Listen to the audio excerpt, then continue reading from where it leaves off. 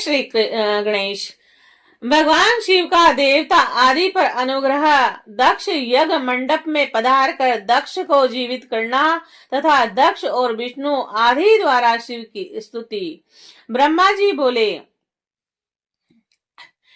हे नारद, मुझ ब्रह्मा, लोकपाल, प्रजापति तथा मुनियों सहित विष्णु के अनुनय विनय करने पर परमेश्वर शिव प्रसन्न हो गए और विष्णु आदि देवताओं को आश्वासन देकर उन पर परम अनुग्रह करते हुए करुणानिधान परमेश्वर शिव जी हंसकर कहने लगे।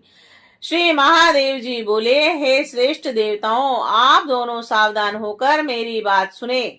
मैं सच्ची बात कह रहा हूँ। हे तात, मैं आप दोनों का क्रोध सर्वदा सहता रहता हूँ। बालकों अर्थात अज्ञानियों के द्वारा किए गए अपराध का मैं न तो वर्ण करता हूँ और न चिंतन ही करता हूँ, और इस पर भी मेरी माया से भ्रांत प्राणियों के शिक्षणार्थ ही मैं दंड धारण करता हूँ। दक्ष के यज्ञ का विध्वंस मैंने कभी नहीं किया है। दक्ष स्वयं ही दूसरे से द्वेष करते हैं और दूसरों के प्रति जैसा व्यवहार किया जाएगा वह अपने लिए ही फलित होगा। अतः दूसरों को कष्ट देने वाला कार्य कभी नहीं करना चाहिए। जो दूसरों को द्वेष करता है वह द्वेष अपने लिए ही होता है। और दक्ष का मस्तक जल गया है और इसीलिए इसके सिर के स्थान में बकरे का सिर जोड़ दिया जाए और भग देवता मित्र की आंख से यज्ञ का भाग देखें। और हे तात, पूसा नामक देवता जिनके दांत टूट गए हैं यजमान के दांतों से भली भांति पिसे हुए अन्न का भक्षण करें।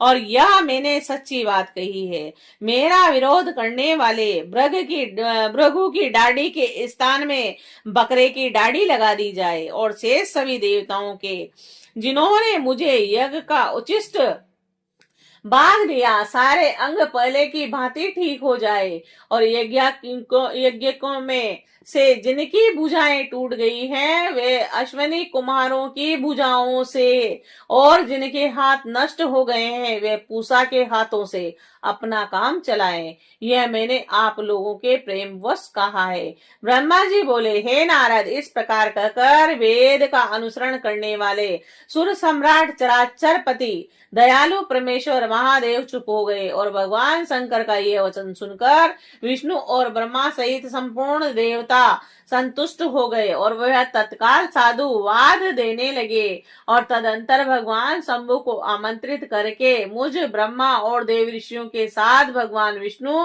अत्यंत हर्षित हो गए और पुनः दक्ष की यज्ञशाला की ओर चले गए।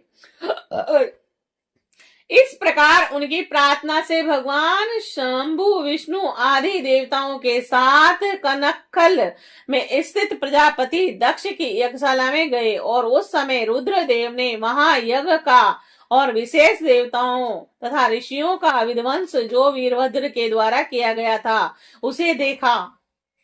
स्वाहा, स्वधा, पूषा, तुष्टि और ध्रुति, सरस्वती, अन्य समस्त ऋषि, पितृ, अग्नि तथा अन्य बहुत से यक्ष, गंधर्व और राक्षस वहां पड़े थे और उनमें से कुछ लोगों के अंग तोड़ डाले गए थे और कुछ लोगों के बाल नोच लिए गए थे और कितने ही उस समरांगण में मरे पड़े थे। और उस यज्ञ की वैसी दुर्दशा और दुरावस्था देखकर भगवान शंकर ने अपना गणनायक पराक्रमी वीरभद्र को बुलाकर हंसते हुए कहा, हे महाभाव वीरभद्र, यह तुमने कैसा काम किया। हे तात, थोड़ी ही देर में देवता तथा ऋषि आदि को बड़ा भारी दंड दे दिया।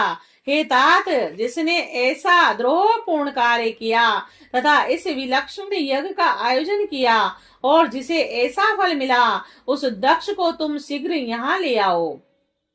ब्रह्मा जी बोले, भगवान शंकर के ऐसा कहने पर वीरभद्र ने शीघ्रता पूर्वक दक्ष का धड़ लाकर उन शंभु के समक्ष डाल दिया। हे मुनि श्रेष्ठ, उस सिर हित देख लोक कल्याणकारी भगवान शंकर ने आगे खड़े हुए वीरभद्र से हंसकर पूछा, दक्ष का सिर कहाँ है?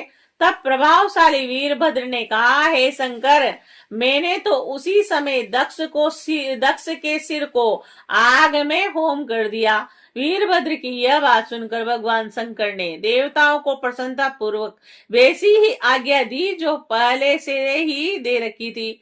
भगवान भव ने उस समय जो कुछ कहा उसी की मेरे द्वारा पूर्ति कराकर श्री हरि आदि सब देवताओं ने भृगु आदि सबको शीघ्र ही ठीक कर दिया।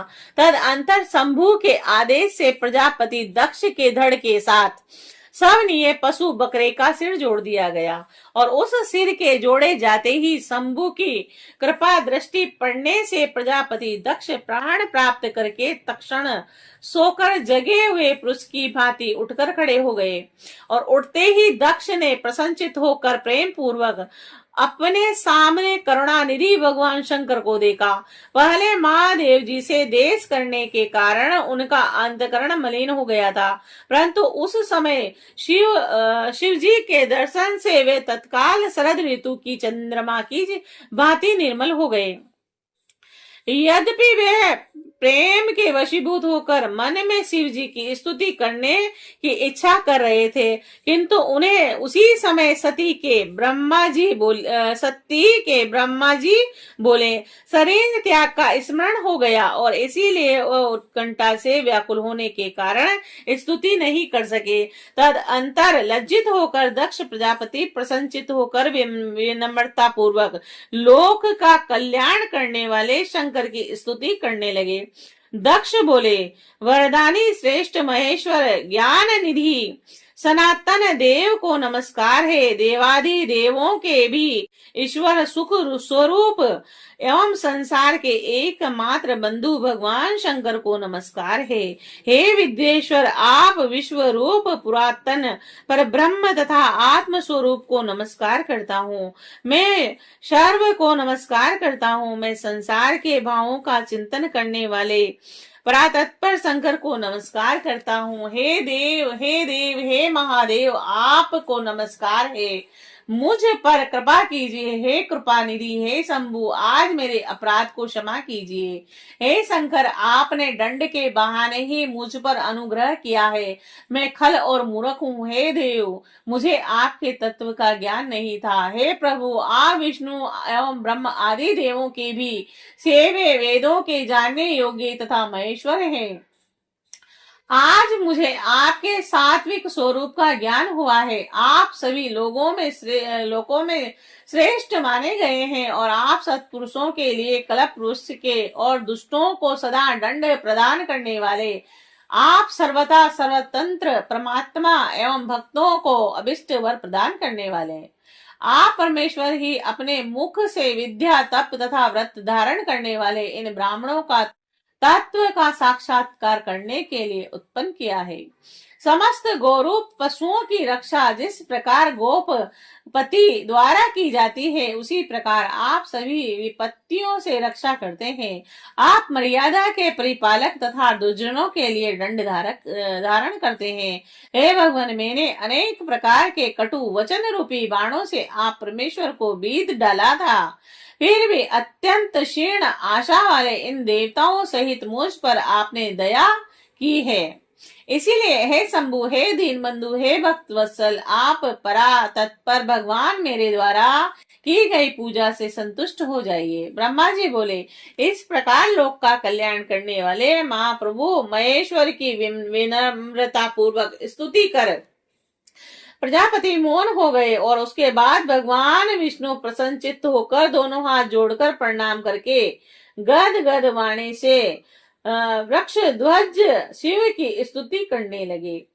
विष्णु बोले, हे महादेव, हे महेशान, लोक पर अनुग्रह करने वाले, हे दीनबंधु, हे दयानिधि, आप पर ब्रह्म परमात्मा है।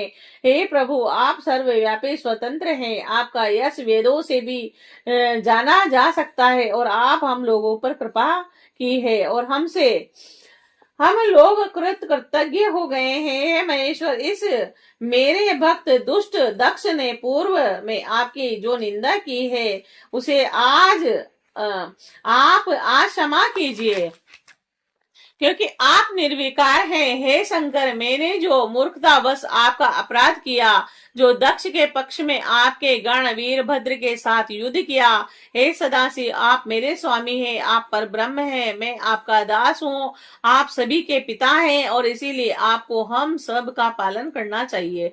और ब्रह्मा जी बोले, हे देव देव, हे महादेव, हे करुणा के सागर, हे प्रभु, आप स्वतंत्र परमात्मा परमेश्वर अदय और अविनाशी हैं।